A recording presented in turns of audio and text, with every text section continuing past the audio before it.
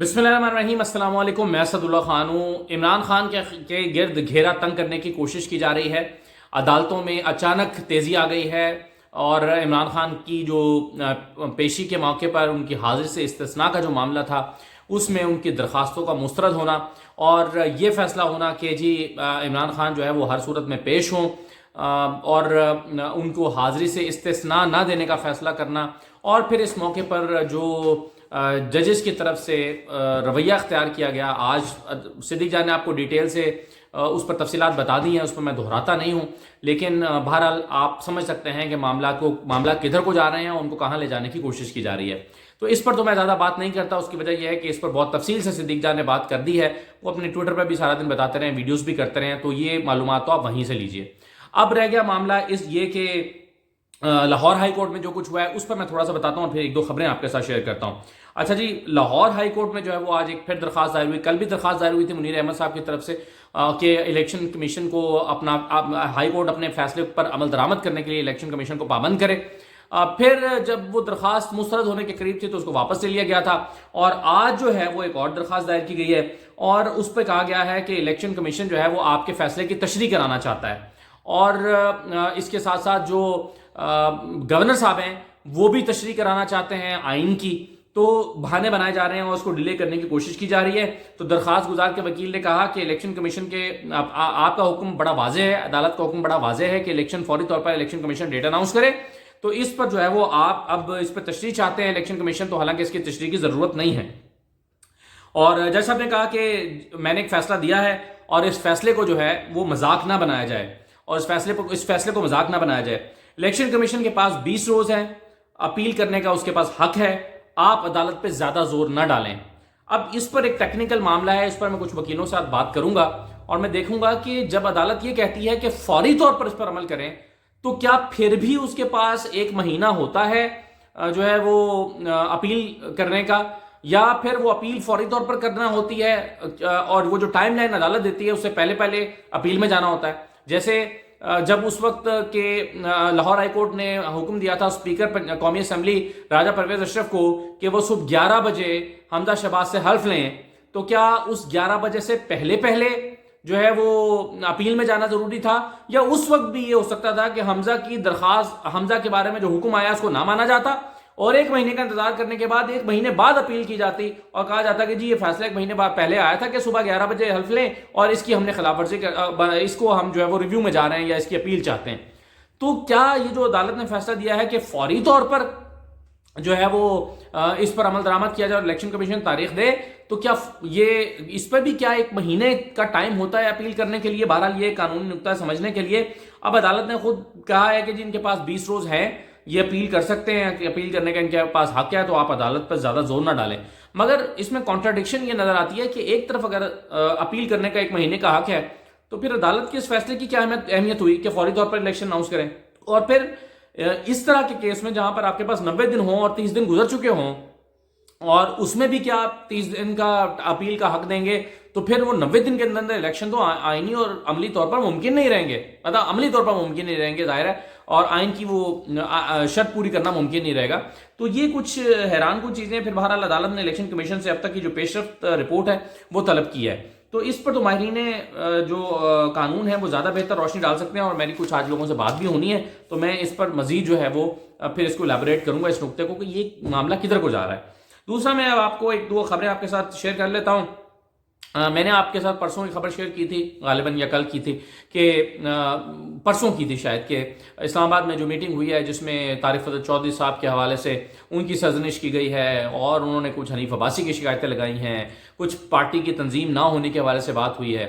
तो अब अगरचे वो कोई ऑडियो लीक नहीं हुई या उसकी किसी ने वीडियो बना के लीक नहीं हुई, खबरें लीक हुई हैं, तो खबरें तो वैसे भी लीक होती रहती हैं, लेकिन अब मरियम नवाज साहिबा के हवाले से एक फैसला ये किया गया है कि मरियम नवाज की कोई भी मीटिंग होगी उसमें पार्टी के लीडर्स मोबाइल फोन नहीं ला सकते, चाहे वो सीनियर लीडरशिप ही क्यों ना हो, चाहे वो साद रफीक हैं, शाहिद खाकान अब्बासी हैं, शाहिद खाकान अब्बासी तो शायद वैसे भी अब नहीं आएंगे, और वो अयाज सादिक हैं, वो राना सनाउल्लाह हैं, जो लीडरशिप है, जो रहनुमा है पार्टी के, पार्टी की आदत है वो मरियम नवाज की मीटिंग्स में موبائل فون لے کر نہیں آ سکتے، پابندی لگا دی گئی ہے، موبائل باہر جمع کرائیں گے اور آپ جائیں گے اندر۔ اب میرا خیال ہے کہ یہ چونکہ پارٹی لیڈرشپ کے اوپر اعتماد نہ کرنے کی ایک جو ہے وہ ایک علامت دکھائی دیتی ہے کہ آپ اپنی پارٹی کی قیادت پر ہی اعتماد نہیں کر رہے اور آپ کو لگتا ہے کہ یہ باہر کوئی چیز لیک کر سکتے ہیں، کوئی آڈیو لیک کر سکتے ہیں، یعنی کس وجہ سے یہ جو ہے وہ احتیاط مد نظر رکھی جا رہی ہے۔ اور چلیں ٹھیک ہے، احتیاط کرنا تو کسی کا بھی حق ہے، لیکن اپنی ہی پارٹی قیادت پر عدم اعتماد کا اظہار کہ وہ کوئی چیز ریکارڈ کر کے لیک کر دیں گے، لیک تو ویسے بھی اگر چاہیں تو کر سکتے ہیں، میڈیا کو جاری کر دیں گے، اتنے جو آپ کے رپورٹرز ہیں دوست ہوتے ہیں پولیٹیشنز کے، وہ ان کو کوئی بھی خبر جاری کر سکتے ہیں، پہلے بھی لیک ہوتی ہیں باتیں، لیکن خدشہ یہ ہے کہ وہ ریکارڈ کر لیں گے تبھی موبائل فون لانے کی پر پابندی لگائی گئی ہے۔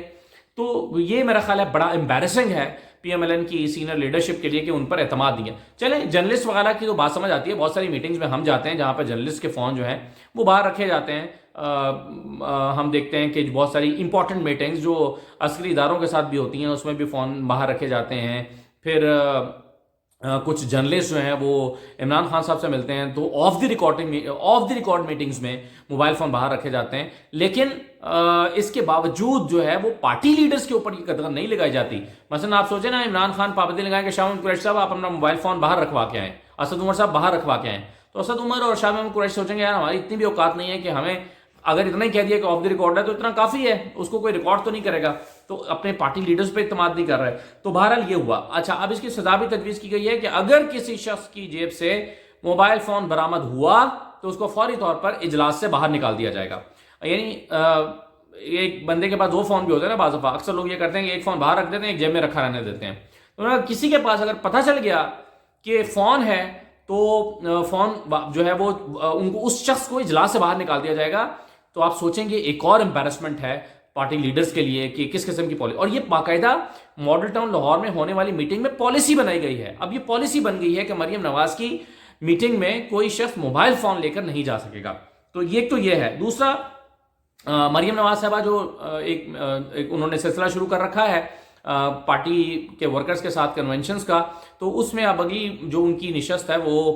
یہاں پر پنڈی میں ہونی ہے، لیکن پنڈی میں سب سے اہم لیڈر جو ہیں وہ پی ایم ایل این کے وہ حنیف عباسی صاحب ہیں۔ حنیف عباسی صاحب یورپ کے دورے پر تھے، تو ظاہر ہے اب یہ کوئی ایسی میٹنگ نہیں ہے مریم نواز جو ورکرز کے ساتھ کر رہی ہیں کہ جس میں حنیف عباسی صاحب کا ہونا بہت ضروری ہے،